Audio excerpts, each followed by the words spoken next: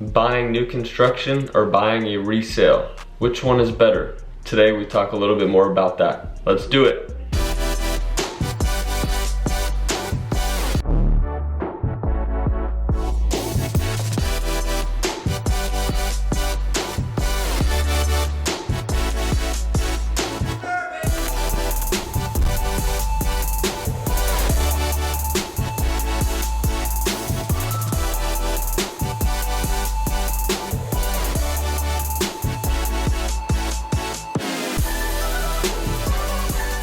What's up everybody? My name is Cooper Eisenmann and I'm a full-time real estate agent here in the Bay Area with a focus on the San Ramon Valley and Tri-Valley areas. It is a 6-city region that consists of Livermore, Pleasanton, Dublin, San Ramon, Danville, and Alamo. If you're new to my channel, I want to welcome you and ask you to please hit that like button as it does help my videos to reach more people. I have been getting a ton of texts, emails, and calls from people looking to relocate to the Tri-Valley or San Ramon Valley area, and I absolutely love it. So if you are planning a move to this area or haven't yet made the decision and are thinking about making the move and have just some general questions, please reach out to me anytime.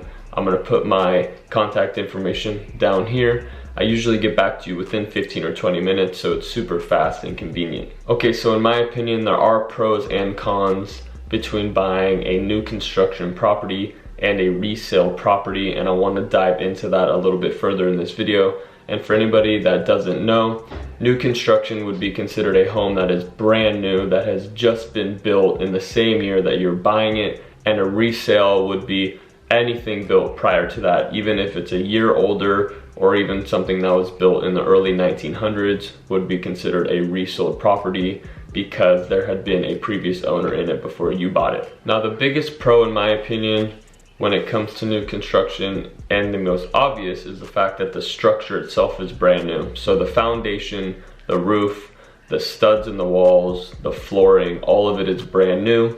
And so you can be sure that it's gonna be many years, hopefully, until you will have to fix anything on that property. As opposed to a resale, most likely it's gonna have things that need to be corrected either before you move in or after you move in, whether you even wanna deal with that. But the fact of the matter is there will be things that need to be done. Number 2 on my pros list is the city's infrastructure. Again, assuming you're gonna be buying in a new home development, is the fact that the storm drains are gonna be brand new, the water supply is gonna be brand new, the sewage line is gonna be brand new, everything's gonna be new and flowing well. So you can rest assured that none of this is gonna be a problem and the city isn't gonna have to send somebody in there and fix anything.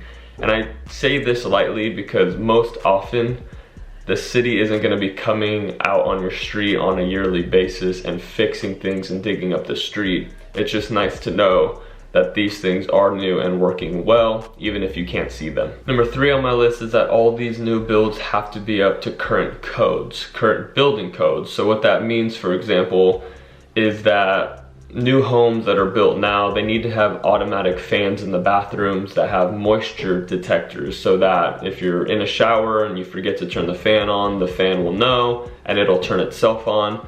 They also need to have automatic light switches that turn on and off the lights. It's more energy efficient that way. And so these are new building codes that are being implemented into new homes. And if you're buying a new home, you will know that they will have all of these standards already in place before moving in. Number 4 on my pros list is that all of the recreational things for kids and family to do are also brand new. So playgrounds, if there's a basketball court, if there are tennis courts, the green belts, the picnic areas, all of these things are also new. And if you haven't noticed already, the biggest thing about this pros list is the fact that everything is nice and new. You don't need to worry about anything needing to be replaced, the city having to come out and fix anything.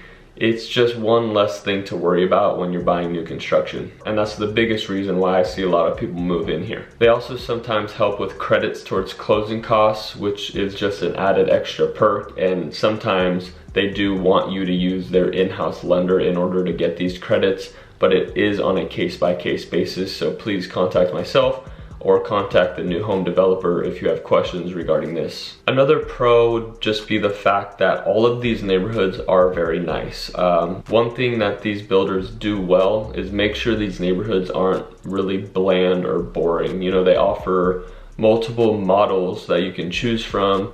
They like to offset the paint color on each home so that it doesn't look the same down the entire street. The roofing material can be different. So, you know, although there are a few models and they're all new and you can see that, they try to do their best to mix it up a little bit so it's not just a boring street to drive down and you actually are pleased to be driving down these streets in such nice neighborhoods with new plants and trees and sidewalks, etc. Now, there are really only two cons to buying new construction in my opinion. And the first one is the fact that these homes are generally pretty close together. So you can expect your neighbor to be pretty close on either side of you if you're not on an end unit. And you can also expect your rear neighbor to be pretty close to your lot line as well. And that is something I've heard from several people as a reason why they're not going to elect to go new construction, because in the resale real estate game, most often the lots are bigger and you do have a little more room between you and your neighbors. Number two kind of adds on to number one, and the fact that you are closer to your neighbors means that you do have a smaller lot size, which also means your backyard space is limited to what you can do with it.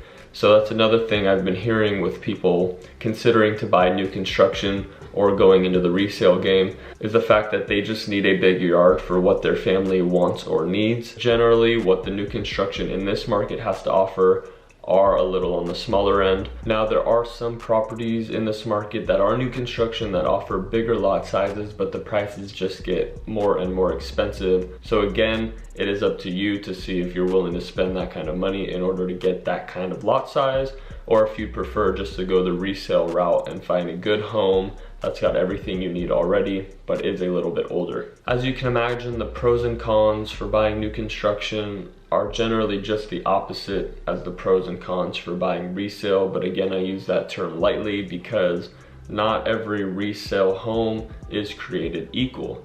You can have homes that are just a few years old that do have quite a bit of work that need to be done with them per the inspection report. And I've also seen homes that have been built in the 70s and 80s that are super clean. And most of the time, it's just a matter of how well taken care of the home was by the previous owner, and if they did any prior work to it before putting it on the market. Now, I don't know about where you live, but in our market, a vast majority of the agents, if they're a good agent, will tell their client that they need to have full inspections done on the home before it goes on the market in order to give these reports to the buyers beforehand so the buyers know what they're getting into. Generally speaking, these reports consist of a home inspection, a pest inspection, and a roof inspection. Some agents go as far as getting further specialty inspections on foundations, etc. if the home report noted something wrong with the foundation and called for a specialist to come out. But if nothing else was noted on those reports, those are the three general inspections we have. And that way the buyers and the buyer's agent can look at the reports and determine how structurally sound the home is and how much actually needs to be done in order for it to be considered good. Again, this is all personal preference because I have had buyers who don't care at all what comes up on the report, and I've also seen buyers and had buyers who care about every little thing. But generally speaking, in this market, you can't be too strict on what you want corrected because there's a ton of buyers out there who don't care as much. If there aren't any reports on the property done prior to it going on the market, so we have nothing to look at to see how sound the home is, I always recommend having our own reports done so that we can see what's going on inside of the house, how much damage there is, and if anything needs to be addressed immediately. At the end of the day, it is a personal preference to determine what the best route is for you and your family. I am only here to give you my opinion and tell you what I'm seeing in the market. Now, if you need anything from me in the future, again, I'm going to put my number down at the bottom. You can reach me anytime, phone, email, or text, whatever is easier for you. Usually get back to you within 15 or 20 minutes, so it's super fast and convenient, and I really do like talking to you guys and helping inform you and educate you on the area I love so much. Again, I did grow up here. I've lived here my entire life, and it's really an awesome, gorgeous place to live that offers so many benefits to people and their families. So please, if you need anything from me, please reach out, and until next time, see ya.